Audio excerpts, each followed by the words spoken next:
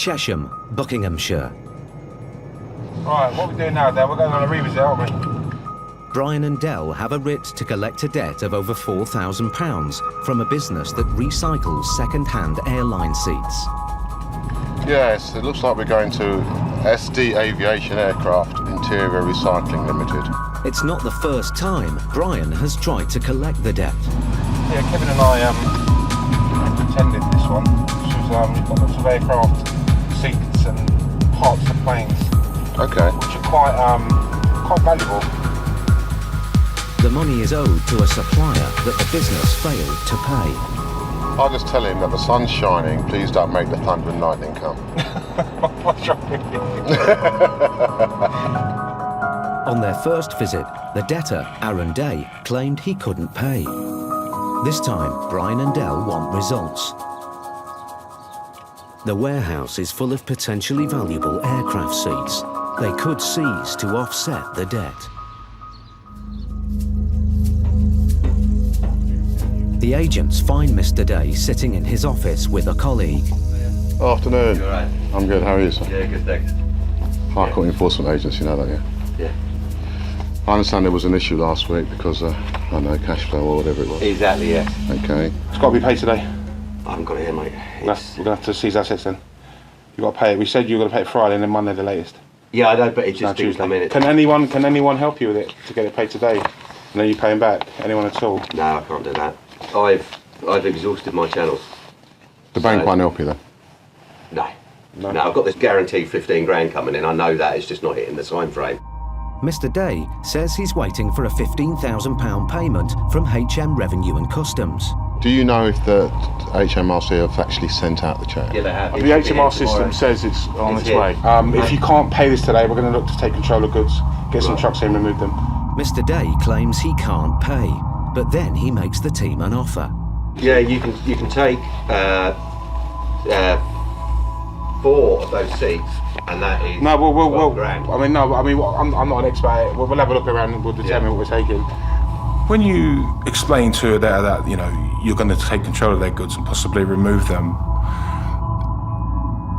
you really see what they're made of. And what I mean by that is you'll see the individuals that will scrimp and scrape, make that telephone call, try everything tooth and nail to prevent that action. Yeah. What would you take today? Everything. The contracts with British Airways.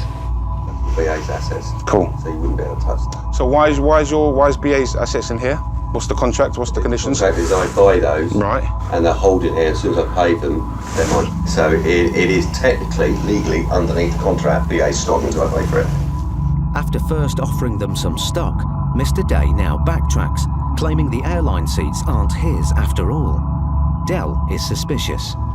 Right, Brian, the issue is the goods are his. Believe me, right? We take those goods, it's his responsibility. He still has to pay for them. He still has to It's like a loan, isn't it? That's his issue. That's not our issue. With no offer to pay, Brian decides that seizing assets today is the only way to clear the debt. I don't want to wait any longer. And if you can't pay it today, I'm going to take control of goods inside his warehouse. Apparently, it's quite expensive stuff. £150,000 worth of stock in there. But I'm not an expert. I don't have a bloody clue what I'm looking at. Brian calls a colleague, Paul Bohill, for advice. Hello. Paul, it's Brian. How you doing? All right, thank you, sir. I'm in a place at the moment, commercial property, and they deal with plane spare parts. I'm just basically calling up regarding, you know, the value of this kind of stuff. It's such a restricted market. Yeah. I would value the stock at less than 10%. Less than 10%, yeah? So in other words, if you're looking to recover 100 grand, you'd need £1 million worth of stock. Fine. So if I've got a 4 grand debt, what we're looking at, 40 grand. I'd really go over the top because it's such specialised stuff, hypothetically it could end up being sold for scrap. So basically you're talking about clearing him out then, really? Yeah. All right, that's great. Cheers, Paul. Okay. It seems that while the stock might be valuable to Mr. Day's business, it could be hard to sell. And Brian has no idea how much the seats might fetch at an auction. It's not looking good on the following basis.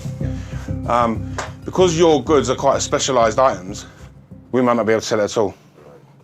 And that comes to the point, for £4,000 debt, we'd look to clear out most of your stuff here today. If I can't get it paid in half an hour, I'm going to start calling the necessary HGV lorries to come here and do so. The deadline is set. The next 30 minutes could make or break Mr. Day's business. You don't run a business like this without having some form of contingency fund. You're just going to have to dig into it. But Mr. Day then presents the agents with a bombshell. He says his colleague has spoken to the claimant directly, who's given him more time to pay. Don't worry, mate. I'm embarrassed as it is. Don't worry. Right, he's just spoken to the guy, and he's going to ring your office to see if you can just give us 5 days. He's happy to wait. Go on, make a call to the office and let them know that they're trying to get hold of him. Just need the 5 days, man. Let me call him now. Thanks. Brian calls the office to check Mr. Day is telling the truth. Okay, fine. All right, that's cool. Cheers. Bye. It's weird. He's explained to our office that he hasn't made no such agreement with you, and he's going to call you back now and tell you you've got to deal with us. So I'm just relaying the message. Listen, don't shoot the messenger. Brian's been told that the claimant hasn't made any offer of a 5-day extension. Well, someone's telling a porcupine, ain't they? Interesting. He speaks with forked tongue. Now we can't trust anything he says. But the threat of losing all his stock has spurred Mr. Day into action. An associate has agreed to pay off some of Mr. Day's debt for him. I'll show it to my cousin. Are you in the country? Is he paying card, is he? Hello? Is he paying by card? Is he paying by card, is he? He wants the bank details. We want it. Yeah, that's fine. We'll do it now. Mr. Day's associate decides to pay the office directly. Brian calls to check the amount. £4 paid. He's paid another £120.61. They'll pay that. The associate has wiped out most of Mr. Day's debt in just one payment. Now Dell needs to get Mr. Day to pay the balance. You've got it, haven't you? £4 you have, so we just need £120.61p. Joking. What about 60 quid? Might get on sale for I'm just about to make it. Yeah. Anyway, that was shit. £120.61p.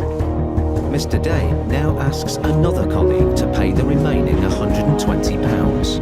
Your payment has been made. There's a confirmation. That's from me, UK Recycling IT Limited. We should wait for that to hit and then we'll be at your It's your give you a Barclays receipt. as well, so it should be within the hour or so. Thanks to his associates, Mr. Day's business is safe. The end to a debt that he didn't contest. I should have gone to court, and the reason I couldn't go to court because on that particular morning I had 2 boys at home that were sick and my wife wasn't there. If I'd gone to court I would have won, but because I didn't attend court it was viewed in the favour of the claimant. So that's my fault for not going to court. It's as simple as that. Okay, well done, Brian. Yeah.